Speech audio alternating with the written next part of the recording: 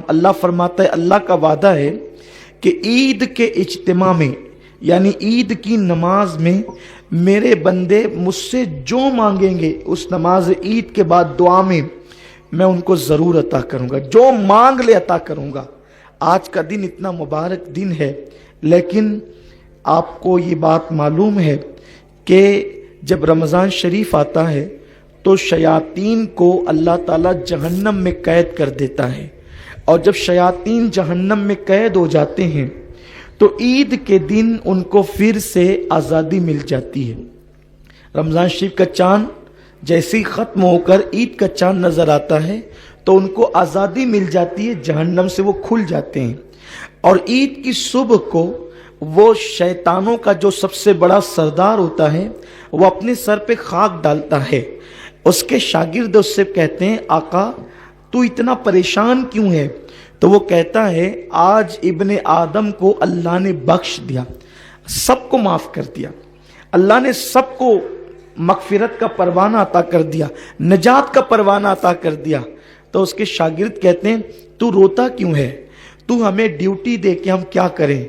तो वो कहता है, महीने भर इबादत करके जितना मुसलमानों ने सवाब नहीं कमाया उससे ज़्यादा एक दिन के अंदर उनसे पाप करवाओ, उससे ज़्यादा एक दिन के अंदर उनसे गुनाह करवाओ। ले जाओ किसी को जिना के अड्डे पर, ले जाओ किसी को शराब के अड्डे पर, ले जाओ किसी को जुए के अड्डे पर, ले जाओ किसी को बुराई के अड्डे पर। महीने भर तक के ये जितने गुनाहों से महफूज रहे, इन सब को जो है एक दिन के अंदर इतने गुनाह करवाओ कि अल्लाह पाक फिर से उनसे नाराज हो जाए। मेरे प्यारे आका अलैहिस्सलाम के प्यारे दीवानों, ये फरमान किसका है? ये हदीस रसूल पाक सल्लल्लाहु अलैहि वसल्लम की है, और हुजूर अलैहिस्सलाम ने अपनी हदीस में शैतान की ये सारी कारकर्दगी को बयान फरमाया। अब मैं आपसे पूछना चाहता हूं, मेरी कौम जिसने रमज़ान शरीफ के रोज़े रखे, जो फिल्मों से बचे रहे, जो दाढ़ियां मुंडाने से बचे रहे, जो ज़िना के अड्डों पर जाने से बचे रहे, जो शराब के अड्डों पर जाने से बचे रहे, अब उनका प्लान क्या होगा? जल्दी से ईद की नमाज अदा करें, घर जाएं और लोगों से मिलें, और उसके बाद फिर दोस्तों अहबाब के साथ फिल्मों में जाएं।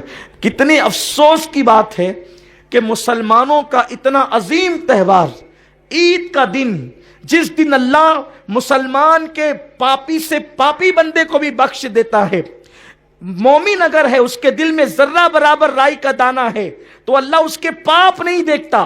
ईद के मुबारक दिन के सदके अल्लाह उसके सारे जराइम को बख्श देता है। लेकिन जिस बंदे को खुदा ने अपनी रहमत से बख्श दिया, उस बंदे का हाल क्या है? अब वो फिल्म में जाने का प्लान कर रहा है, और मुसलमानों के त्यौहार पर बाज़ाब्ता तौर पर फिल्म खानों पे बोर्ड लगते हैं कि ये हाउसफुल हो गया है, अब यहाँ बैठने की जगह नहीं। मैं सिर्फ आपसे इतना पूछना चाहता हूँ, क्या कभी ईसाइयों के त्यौहार पर भी फिल्म खाने हाउसफुल होते हैं? क्या कभी काफिरों के त्यौहार पर भी फिल्म खाने हाउसफुल होते हैं? मुसलमानों, तुम्हें शर्म आनी चाहिए कि जिस मजहब के रसूल ने आंखों से बदनजरी करने पर फरमाया कि जो लोग निगाहों से बदनजरी करेंगे, अल्लाह ने जिन चीजों को देखने से मना किया है, उन महरमात को अगर वो अपनी आंखों से देखेंगे, मरते वक्त पहले उनका ईमान छीना जाएगा, उसके बाद उनको मौत आएगी।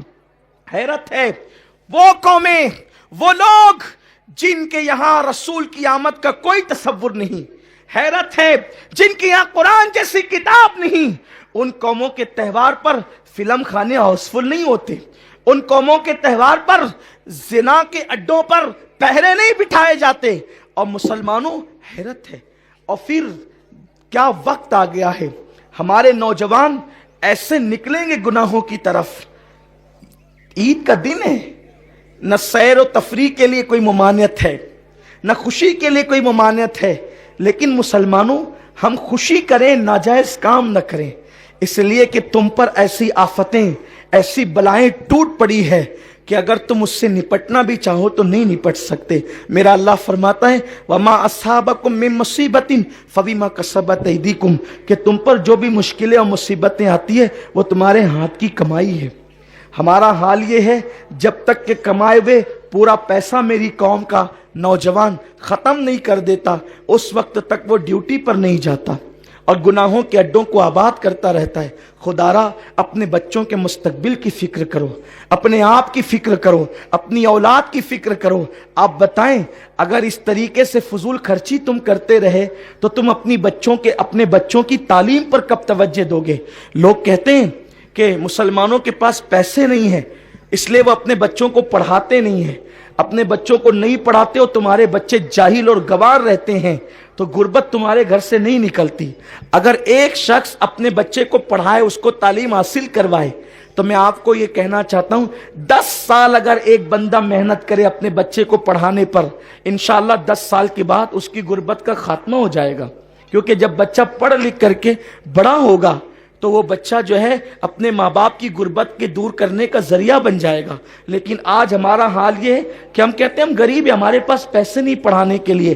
جس قوم کے پاس پڑھانے کے لیے پیسے نہیں ہیں، وہ قوم کا کروڑوں روپیہ تو فلم خانوں میں جا رہا ہے، اس قوم کا کروڑوں روپیہ تو زنا کے اڈوں پہ جا رہا ہے، اس قوم کا کروڑوں روپیہ تو گناہوں کے اڈوں پہ جا رہا ہے، اس قوم کا کروڑوں روپیہ تو شراب کے اوپر خرچ ہو رہا ہے۔ آپ کیسے کہتے ہیں ہمارے پاس پیسے نہیں ہیں؟ اللہ نے ہمیں بہت دیا ہے، اگر ہم اپنی اللہ کی دی ہوئی دولت کو صحیح راہ میں خرچ کریں تو انشاءاللہ تبارک و تعالی ہم ترقی کر سکتے ہیں۔ آج کے دن، عید کے دن، یہ پیغام ہے کہ اگر ہمیں آدھی روٹی کھانا پڑے تو کھائیں، ہمیں ایک دن میں ایک ٹائم کا کھانا کھانا پڑے تو ایک ٹائم کا کھانا کھائیں، 2 ٹائم کا کھانا ترک کر دیں، لیکن اپنے بچوں کو ضرور پڑھائیں۔ خاص طور پہ اسکول کالجز اپنے بچوں کو پڑھا کر کے اپنے بچوں کو آگے بڑھائیں۔ جب تک کہ قوم مسلم تعلیم حاصل نہیں کرے گی، یہ قوم کبھی ترقی نہیں کر سکتی۔ ہندوستان کی سرزمین پر اسلام دشمن عناصر نے یہ منصوبہ بنا لیا ہے، ان کو جاہل رکھو، جاہل رکھیں گے تو یہ غریب رہیں گے، اور جب غریب رہیں گے تو یہی بیت الخلا صاف کریں گے۔ وہ قوم جس نے اس ملک میں 1000 سال تک حکومت کی ہے، اب اس قوم سے بیت الخلا صاف کروانے کا منصوبہ ہے۔ اور کیوں؟ تاکہ تم کو جاہل رکھا جائے، ان پڑھ رکھا جائے۔ خدا کے لیے اپنے شوق پہ کنٹرول کرو، خدا کے لیے فضول خرچی پہ کنٹرول کرو، اپنے بچوں کو پڑھانے کا عزم کرو۔ اگر آج کی اس محفل میں میرا کوئی بھائی یہ طے کر لیتا ہے کہ مجھے ایک وقت کا کھانا پڑے تو میں کھاؤں گا، لیکن میں اپنے بچے کو اعلیٰ ڈگری دلاؤں گا۔ لوگ کہتے ہیں نوکری تو ہمیں ملتی نہیں، ہمارے ساتھ تو تعصب کیا جاتا ہے، پھر ہم اپنے بچوں کو کیوں پڑھائیں؟ یاد رکھیں، اپنے بچوں کو ایسی کوالٹی دے دیں کہ دنیا مجبور ہو جائے، تمہارے بچوں کو نوکری نہیں ڈھونڈنا پڑے، نوکریاں تمہارے بچوں کو خود تلاش کریں۔ ہمارا یہ مزاج ہونا چاہیے۔ السلام علیکم ناظرین، اسی طرح کے اسلامک ویڈیو دیکھنے اور سننے کے لیے ہمارے چینل کو سبسکرائب کریں۔ جزاک اللہ خیرن جزا۔ السلام علیکم ورحمۃ اللہ وبرکاتہ۔